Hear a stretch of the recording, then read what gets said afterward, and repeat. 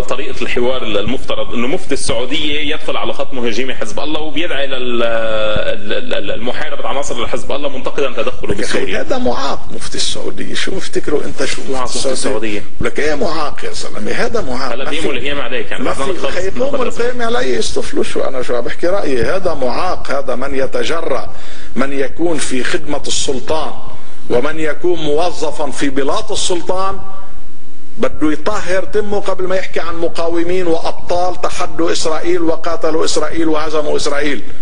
انت قاعد هونيك عم بتعبي كرشك بالمنسف، عرفت كيف؟ وتقعد تطحنك وتعمل نظريات وتفتن بالامه الاسلاميه. معاق و600 معاق هو والقرضاوي تبعه. بس هو رجال دين. واذا رجال دين، رجال دين او بيحكي مثل لبسيته او بيلبس مثل حكيته. يلبس مثل حكيته، يلبس بنطلون مثلنا ويشلح رجال الدين ويصطفل يحكي اللي بده اياه. رجل الدين لازم يكون محترم نفسه ومحترم عقول الناس، ورجل الدين يجب ان لا يتورط في الفتنه.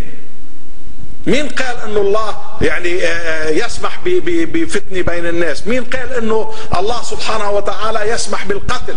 مين قال انه الاديان بتسمح بالقتل وبتحليل دم الناس؟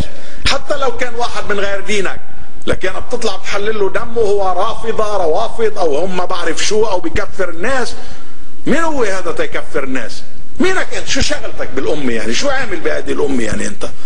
هن بيعتبروا انه هيدا ردة فعل. ردة فعل على شو خيي؟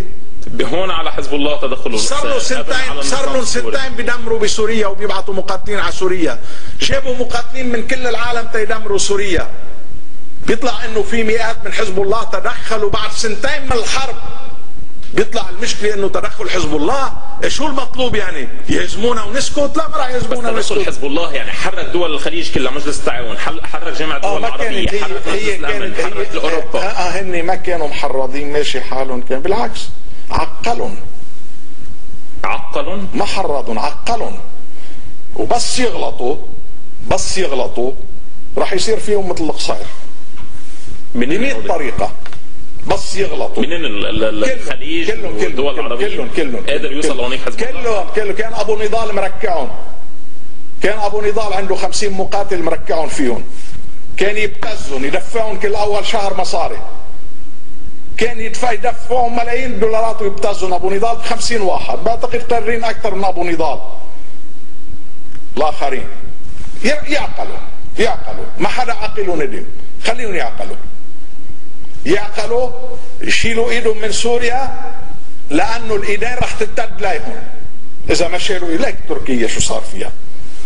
ليك تركيا